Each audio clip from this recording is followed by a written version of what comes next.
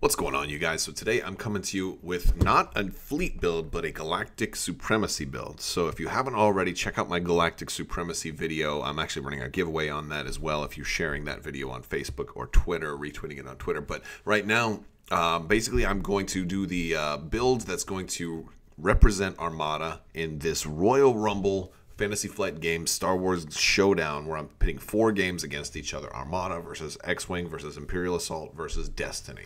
And originally, and the idea is every list is going to get roughly a half build. So in Armada, it's a 400-point game, so we're going to go with 200 points of a build that's going to have to go into this smaller arena and try to compete and blow everything up. And last kind of free-for-all, last ship, last game standing. Originally, I had thought of just doing the quintessential Star Destroyer, and I was going to put Darth Vader as the commander, and the rule is every game has to play by their own rules, right? So I was going to have Darth Vader as commander, and I was going to give it gunnery teams, and maybe like, spinal armament, and probably a title, like maybe Devastator. It's not necessarily a terrible idea. We'll be spending those braces quite a bit, all kinds of stuff like that. And I was thinking of doing that, and I thought to myself, well, this is probably a problem, and one of the biggest problems that made me reconsider this build is the fact that Destiny has a tremendous advantage in that we're kind of suspending our disbelief here, and we're just kind of having a fun game, and if we're letting everybody play by their own rules, well, Destiny doesn't have to, doesn't have to have line of sight or ranged. And when you're playing in Destiny, you just attack.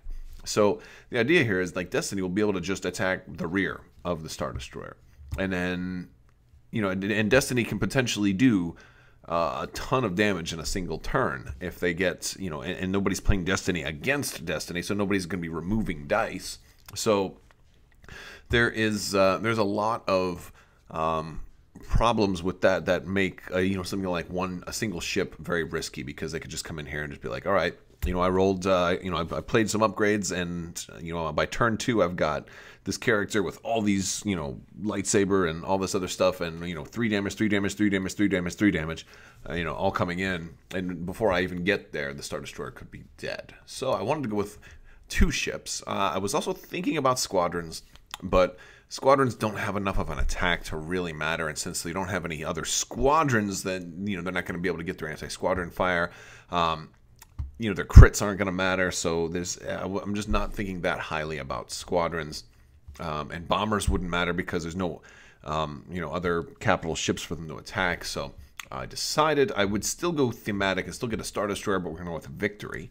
It's going to allow me to have more points. So this is our first ship. It's going to be a Victory. For our commander, I'm going to go with Mahdi to make it have a little more survivability. I still got the 10 hull. And the other ship I'm going to go with a Demolisher, Demolisher Gladiator. So, and also this is meant to kind of counter one of the natural advantages that X-Wing is going to have, and that they always move and then shoot.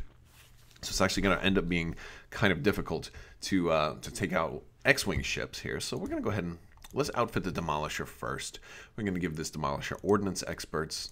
That's going to be helpful. We're going to also give this Demolisher something. See, now, a lot of times you'll do something like, assault protons or assault concussions, but since our crits, aren't necessarily going to matter all that much, like if I'm attacking Imperial Assault, dealing a face-up damage card, the face-up damage cards don't exist in that game, so it wouldn't mean anything.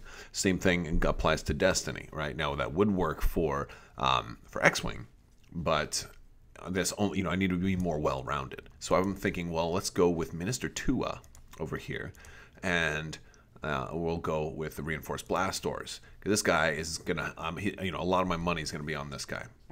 So we're gonna do that. He's gonna have 6 hull, plus a decent number of shields. All right, so hopefully he'll be able to survive longer. And that's 3 extra health effectively is gonna be really nice there. Now let's go back to this Victory. The Victory is gonna be fun because we're gonna put disposable capacitors there. So now all of a sudden we have some very nice, very nice offense. As much as I want to do Spinal Armament, I'm running out of points, so I'm not going to do that. I am actually going to do leading shots, and we're going to do gunnery team. Now, gunnery team I think is a must here because we got that front arc. We want to be able to hit, we want to be able to take out maybe X-Wing or 2 X-Wing ships, or X-Wing and an Imperial Assault unit, or something like that. So we're going to try and do that, or maybe Destiny and Imperial Assault. Who knows? But that is what we're looking at now. That brings us to exactly 200 points. We've got 2 ships now, and our health is spread. We got a lot more effective health because you have to kind of look at what your weakest hull zone is. Yes, you got redirects, so you will be able to do that. We are going to be able to spend defense tokens. That's something that none of the other games have, so that is a pretty big advantage. Although, since we're not playing against another Armada player, we're not going to be able to bring any objectives. Squadrons could potentially be helpful. I think the only squadron that would really be very, very helpful in this case would be Darth Vader, but the problem is that he's still going to be subject under the same damage rules as everybody else. So an X-Wing might be able to come at him with, actually, he probably wouldn't be that bad. For 21 points, we could probably run some squadrons too. Darth Vader would have been a particularly good one, but well, he'd have to get really close, and that's pretty much the biggest limitation of the squadrons, that they have to be like right up on top of you. And that's not particularly a lot of fun. So we're going with 2 ships. Plus, I wanted to represent the feel of the game, and getting capital ships out there is going to help. All right, I don't have the ISD, though. That's basically the one concession I had to make. But my biggest fears are Destiny being able to bypass my big shield arcs and go straight for the rear. Or maybe they'll go straight for the front and open it up for somebody else. I don't know. And then, Imperial Assault, with all of their, like multi-unit figures, if there is any of those, they're going to, I guess they'll die really quick, but they get, you don't just attack one unit and hit everybody. You have to attack figure at a time, so that'll be harder for Armada to make the most out of that. But they also roll very, they're not, those multi-unit figures aren't as capable of dealing large amounts of damage, so it might not really be that threatening. So it really depends. It really depends. So this is the build we're going with. Stay tuned. I'll be doing the rest of the builds soon, so check it out. And if you haven't already, check out the video explaining more about this massive Royal Rumble event called Galactic Supremacy. All right, guys, thank you so much for watching. If you haven't already, make sure you like this video. If you liked it, leave a comment. Let me know what you think.